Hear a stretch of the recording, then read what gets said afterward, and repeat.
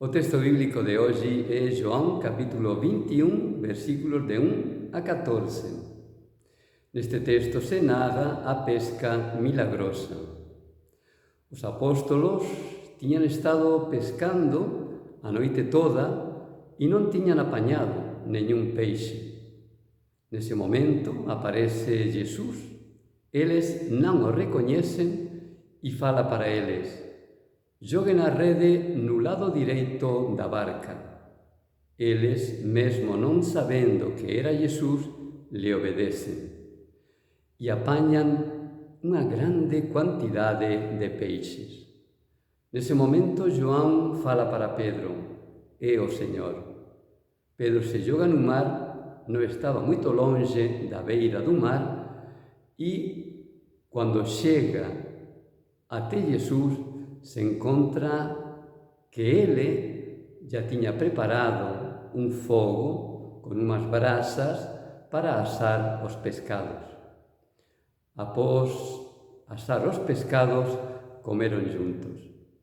E ninguén preguntou quen ele era, porque todos sabían que era Jesús. Cuántos gestos bonitos aparecen neste texto. É como se Jesús quisese nos mostrar como debemos viver nos seus seguidores se queremos construir un mundo novo, un mundo mellor. É unha proposta a que Jesús nos fai neste texto para que posamos viver como persoas resucitadas, persoas que ollan a vida con outros ollos, con os ollos propios do resucitado. Os gestos que aparecen neste texto son gestos de cariño, atención, unión, paz. Tudo isto é o que nos debemos construir en noso mundo. Tudo isto é o que nos debemos facer para sermos verdadeiros discípulos de Jesús. Os apóstolos tiñan abandonado a Jesús no momento decisivo, cando ele morre na cruz. Porén, Jesús non mostra para eles neñún resentimento. Pelo contrario, a pesar de que parece que eles tiñan esquecido de Jesús, tiñan voltado ao seu traballo, ele se mostra moito amável e cariñoso con eles.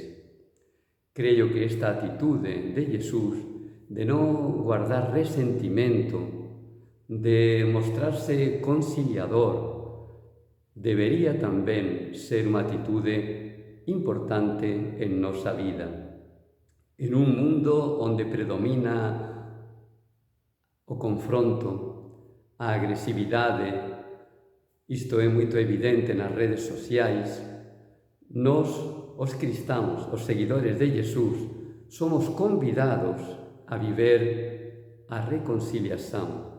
Hacemos persoas que non crían división, que non entran en confronto con os outros, mas que tentan viver como persoas que buscan a conciliación e a unión.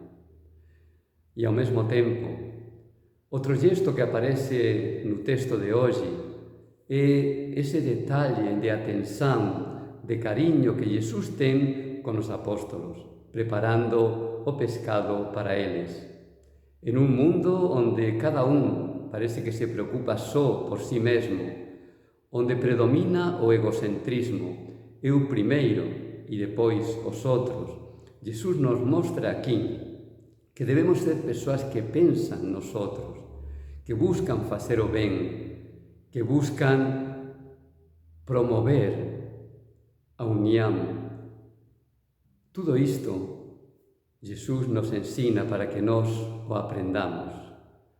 Sellamos persoas como eles, persoas que enxergan no outro non un inimigo, un adversario, mas un irmão, alguén que é como nós, un ser humano como nós. Esta cultura da fraternidade promove unha convivencia no mundo que promove a unión e non a división, que promove o ben do outro e non só a procura de noso ben. É outro modo de viver, é outra atitude que seguramente se nós fixésemos como Jesús, contribuiríamos para criar un mundo mellor, un mundo máis humano e un mundo máis fraterno. Você se anima, você topa, sellamos persoas que viven as atitudes de Jesús resucitado. Que você teña un feliz día, Deus te abençoe.